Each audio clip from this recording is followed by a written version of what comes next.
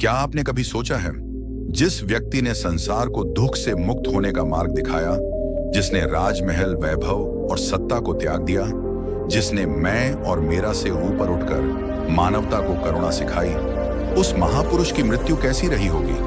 आज हम बात करेंगे भगवान गौतम बुद्ध की मृत्यु की, जिसे मृत्यु नहीं, महापरिनिर्वाण कहा जाता है। ये कहानी केवल शरीर के अंत की नहीं है, ये कहानी है अहंकार के अंत, अज्ञान के अंत और दुहक के अंत की।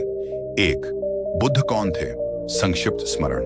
भगवान बुद्ध का जन्म 563 ईसा पूर्व लुम्बिनी, वर्तमान नेपाल में हुआ। उनका नाम था सिद्धार्थ गौतम। पिता राजा शुद्धोधन, माता माया देवी। राजकुमार होते हुए भी सिद्धार्थ के मन में एक प्रश्न लगातार गूंजता रहा, मनुष्य दुखी क्यों है?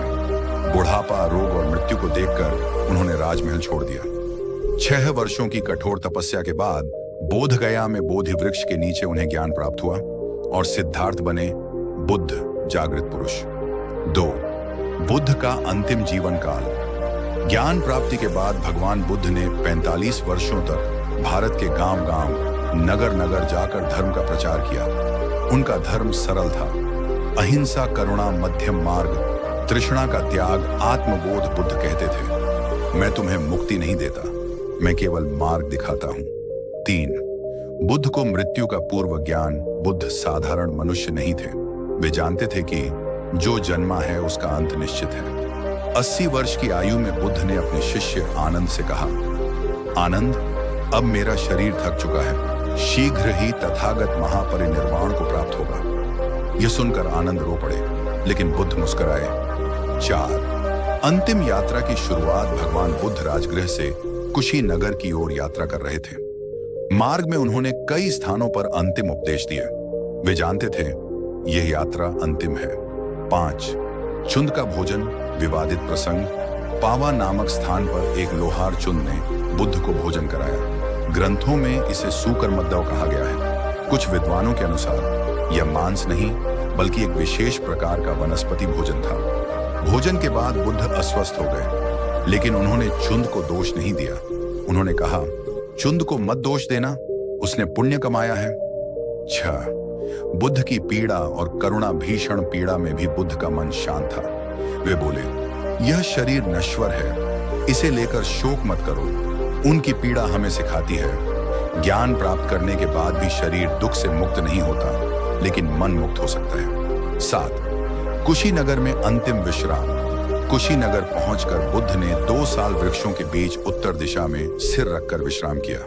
उन्होंने आनंद से कहा, आनंद, यदि कोई पूछे बुद्ध के बाद कौन गुरु होगा? आनंद चुप रहे। बुद्ध बोले, मेरा धर्म और विनय ही तुम्हारा गुरु है। 8. बुद्ध का अंतिम उपदेश। भगवान बुद्ध के अंतिम शब्द थे, अप दीपो भव, अपने दीपक स्वयं बनो, और वय धम्मा संखारा अपमादेन संपादित, अर्थात सभी संयोगशील वस्तुएं नश्वर हैं, सजग रहकर अपने कल्याण का मार्ग चलो। 9. महापरिनिर्वाण का क्षण। धीरे धीरे बुद्ध ध्यान की अवस्थाओं में प्रवेश करने लगे। प्रथम ध्यान, द्वितीय ध्यान, तृतीय ध्यान, चतुर्थ ध्यान और अंततः महापरिनिर्वाण। उस क्षण न कोई पीड़ा थी, न कोई भय, केवल पूर्ण शांति। 10. मृत्यु नहीं, महापरिनिर्वाण क्यों? बुद्ध की मृत्यु को साधारण मृत्यु नहीं कहा जाता। क्यों?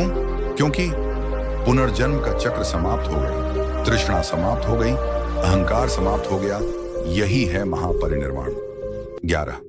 बुद्ध की अंतिम सीख। बुद्ध की मृत्यु हमें डराने नहीं आती, वह हमें सिखाती है जीवन अनित्य है, शरीर नश्वर है, केवल कर्म और चेतना शेष रहती है। बुद्ध कहते हैं, मृत्यु से मत डरो, अज्ञान से डरो। 12. आज के युग में बुद्ध की मृत्यु का अर्थ। आज जब मन अशांत है, इच्छाएं बढ़ती जा रही हैं, डर और चिंता हर जगह है, तब बुद्ध की मृत्यु हमें यह सिखाती है, छोड़ना सीखो, तभी मुक्त हो पाओगे। 13. समापन, आउटरो। भगवान बुद्ध आज हमारे बीच शरीर से नहीं है, लेकिन मैंने उनकी करुणा जीवित है, उनका ज्ञान जीवित है, उनका मार्ग जीवित है। अगर आप दुखी हैं, अगर आप डरते हैं, अगर आप शांति चाहते हैं, तो बुद्ध को पूजो मत, बुद्ध को जियो। Call to action, YouTube ending. अगर ये वीडियो आपके मन को छू गया हो लाइक करें, शेयर करें और चैनल को सब्सक्राइब करें।